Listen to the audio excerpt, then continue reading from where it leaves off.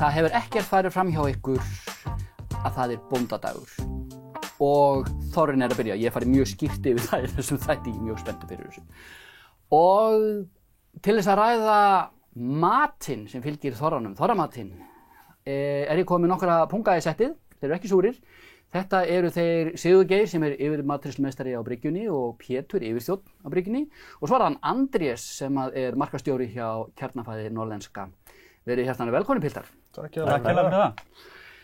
Heyriði, nú komið að þeim tíma ársins sem venjulegast í miklu uppáhaldi á mér. Ég hef farið á fleiri þorrablót en ég kæri mig að muna.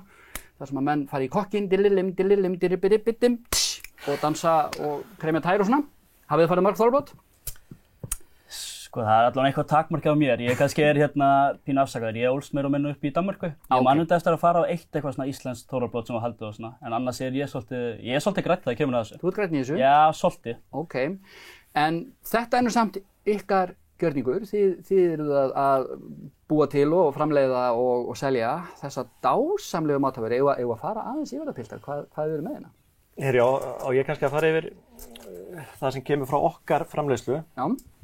Hérna erum við með súrmeti, við erum með súra sviðasöldu, lifrapylsu súra, súr eistu, lundabagga og svo erum við með hangikjöt hérna, soðið og sneitt og soðin svið. Hérna erum við með nýmeti, það magóll, sviðasölda og ný grísasölda. Og við erum sem sagt að selja þetta inn í verslanir. Það koma í svona, það eru þessar fötur frá Goða og Kjarnafæði. Og við erum líka með vakúmpakkað sviðasöldu, grísasöldu, magál og fleira. Akkurat. Ég hef nú búinn að fá mér einu svona fötu. Já. Það sem náttúrulega sér fram á það að maður kemst ekki á þorrablót þetta árið. Nei, það er tilfelli í ár. Þau færast kannski meira inn á heimilin. Já. Og það allt í lagi, það bara hið besta mál. En til þess þarf maður þá nálgast mat til. Maður getur það gert það, annarkvort svona út á búð eða það það bara til ykkar. Já, algjörlega. Við erum með svona brotnarspakka núna, tvenns konar. Það annars vegar bara svona nýmetis sem kannski Pétur, vinur, myndi fá sér. Og svo náttúrulega pakkinn sem fyrir svona aðeins lengra kona sem meira súrt og þess áttar. Og þetta bara mjög einfalt. Það bara haft samband við okkur með dagsfyrirvara. Svo græjum við bara bakkan. 7,90 bakkinn. 7,490. 7,490 bakkinn. Og já, og hann bara mjög auðveldur. Þið bara komið og sækja hann og það þarf í rauninni ekkert að hita upp nema náttúrulega bara uppstúin, rófustöppina og svo náttúrulega bara það sem menn vilja. En menn vilja nú yfirleitt hafa þetta kalt. Brennivíni frosið og allt þannig. Akkurat, það best þannig. Þetta nefnilega alveg frábær viðbót að veitingahús skuli vera að bjóða upp á heimsendingar, eða take-away eða ekki. Jú, akkurat. Brotnarspakanir. Já, en það náttúrulega heilmikil vinna á bakvið þetta. Við, sem sagt, eftir þorrann þá byrjum við kannski í júni, að undirbúa þorrann fyrir næsta ár. Og það gríðarlegt eftirlit sem þarf. Það náttúrulega sjóða þetta niður, setja í súr, skiptum súr reglulega, leyfa þessu anda. Svo þetta gerjist almennilega og þetta alveg rosaleg vinna, sko. Þetta gerist nefnilega ekki af sjálfu sér. Þú hendur þessi ekki bara í haug og bara hún í tunnuna og lætur það malla. Nei, alls ekki. Það þarf að græja þetta. Það þarf að græja þetta og mikið eftirlit sem þarf að fylgja. Akkurat. Þannig að það svoleiðis. Eruð þið með eitthvað með þetta í sal? Við því miður erum við ekki að gera það. Við höfum náttúrulega verið til í að taka kannski og vera með einhvers konar hlaðborð eða eitthvað slíkt. Við reynum yfirleitt að taka þátt í ýmsum svona matarhefðum. Við höfum verið sterkir í því. Við tókum til dæmis bara þátt í Oktoberfest. Við vorum með skötu núna í fyrsta skipti og sem gekk bara framúr öllum vonum. Og höfum verið til í að vera með eitthvað hlaðborð í kringu þetta, jafnvel eða eitthvað. En náttúrulega vinur okkar COVID ekkert voðalega hrifinn af því. Nei. En þá heitir þetta einmitt að bregðast upp Já, algjörlega. Algjörlega, þetta rauninni bara eins þægilegt og bara gott og hægt sko. Þú veist, þú bara pantar með bakkan hjá okkur með dagsfyrirvara og þetta bara getur valið hvernig þú vilt sækja þetta og þetta er þá bara tilbúið fyrir til að sækja. Nákvæmlega. Og við höfum nú þegar fengið alveg haug á pöntunum. Er það ekki? Jú.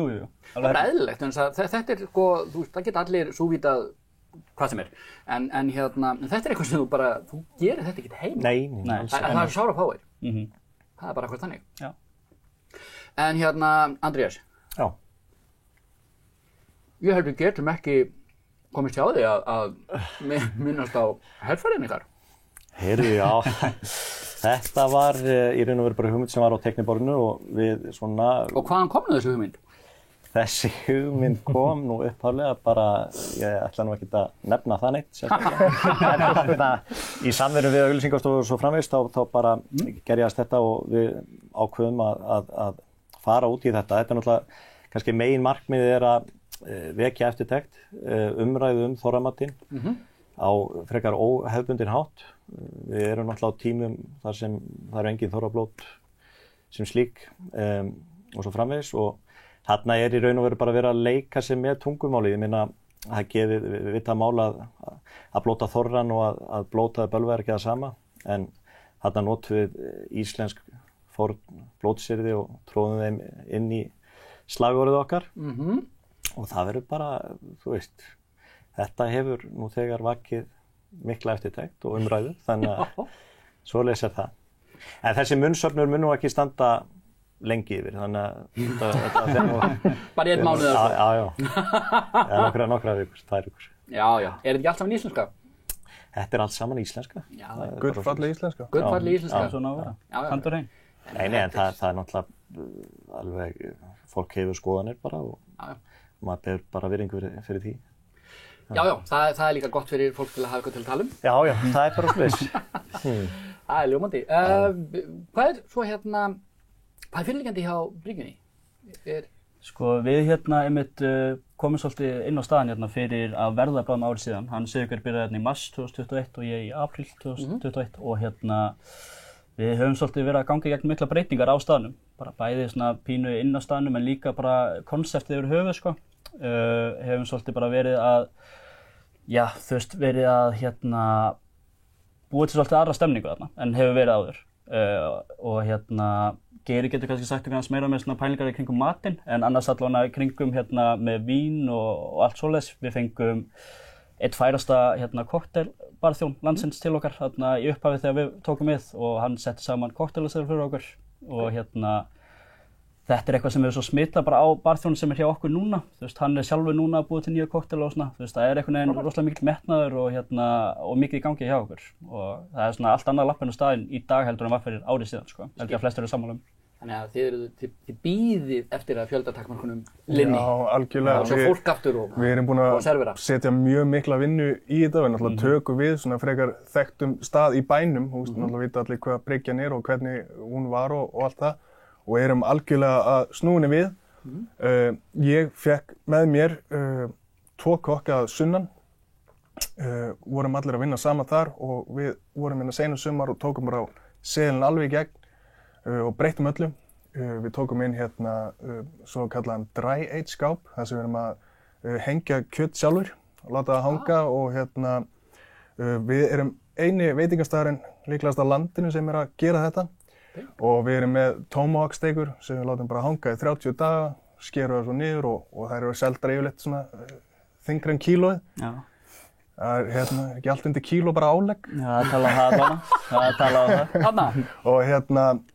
Og en rosalega mikið sem við erum að gera. En við reynum líka að vera með léttan, hádegisseðil, við erum með happy hour seðil, svo erum við með kvöldseðilinn okkar og svo eins og ég kom inn á hann, við viljum taka þátt í öllum svona matarhefðum og viðburðum, eins og til dæmis bara Oktoberfest og Skatan og við vorum með jólaseðil og svo núna Þorrin. Þannig að það er bara mjög mikið sem við erum að taka fyrir og er mikill metnaður hjá okkur og bara í þessu öllu saman. Við erum með rosalega flotta matreiðslunema, rosalega flotta þjóna, kokteilþjóna líka og bara allt í gangi. Glæsilegt, til hamingju með það. Já, takk fyrir það. Og Piltar, til hamingju með þennan mat. Hann er dásamlegur. Ég votta það. Ég er eins og ég segi, ég er mikill áhugamaður þorramat. Þetta er góður matur. Hjartans þakkir fyrir komuna Piltar og til hamingju með daginn. Takk sömuleiðis.